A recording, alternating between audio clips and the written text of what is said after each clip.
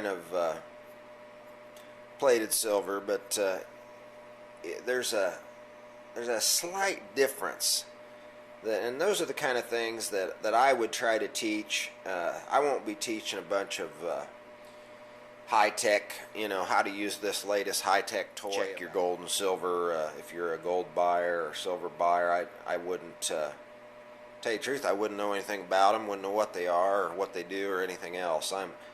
I rely on my senses, and that's what I would teach you to do. Sometimes it's feel, sometimes it's smell, sometimes it's taste, and sometimes it's look. I just use all my senses for gold and silver, and always have. Been doing it since I was about 12 years old. A lot of things since then that I didn't know then. Silver polishes very easily, and I remember when I was back picking, I would grab up a spoon or something, and I would just give it a little rub on my leg, and it would get a shine to it almost immediately. So I would know to look further. Maybe it wasn't marked, or which is kind of a rarity, but whatever the case was. You can also tell by bending a spoon. Silver, as you get into this and you get to knowing it, there's a certain feel to the way that bends. And I tell you, a blind man could buy silver flatware. Believe that or not. Believe that or not. He'd never have to look at the marking if he used his knowledge. And that's the knowledge that we're trying to pass along. At least that's my vision of what we're trying to do here, is educate people. And it really doesn't take any of those electronic gadgets, but hey, if that's the way you want to go about it, that's totally up to you. Of course, I'll give you today, and yeah, here I've got some here, little earrings. Now, when you're in the scrap gold and silver business, it's not unusual for people to bring you in. There you go. Just a whole bag of earrings, and get these out here so you can see them. It's not unusual for someone to bring you in a bag of just stick pins and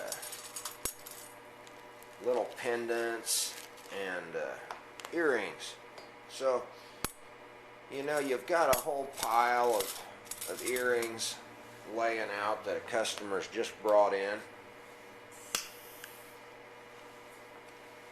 And you got to be thinking about your time somewhat. Now, I wish I had a bigger pile laying there. I don't. I'm running low on earrings right now. But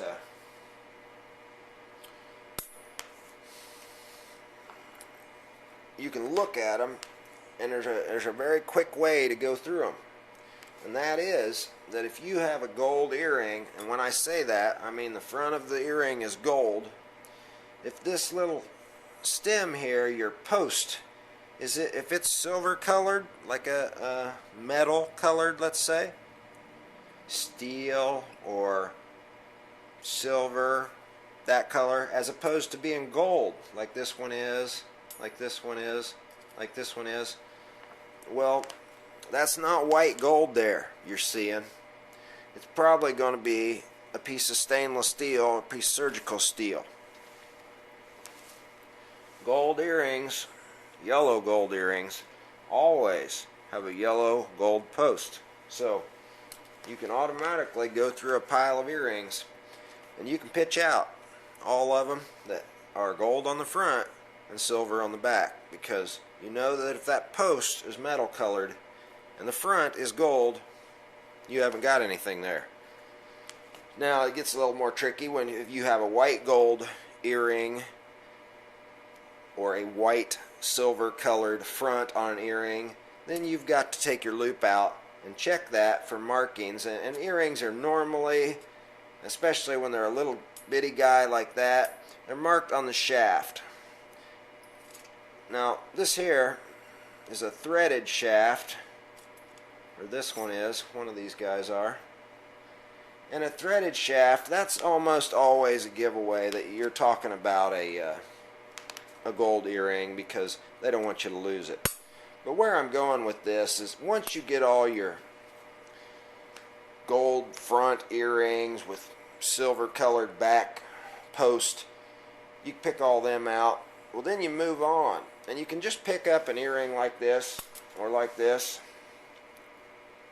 and you try to bend it, and you'll find that it bends. The post will bend quite easy. Now you reach over here in this pile of them that you threw out, and you see how that surgical steel and how that stainless bends. Well, it doesn't bend. I mean, you'll hurt your finger trying to bend it. So you need to learn that kind of thing so you can go through lots very quickly without investing $500–600 in a testing device. And be quite honest, that would take an awful lot of time. If somebody brought in 200 earrings and wanted you to sort the gold out of it, you'd be there all day. And you can't be there all day because you're not going to make that kind of money. But yeah, so that's my tip for the day, to get acquainted with what a gold earring post feels like. And I guarantee you, they all feel the same. Now, some of them are 10 karat and some of them are 14, but the majority of them are 14, and you can tell a very profound difference between the two.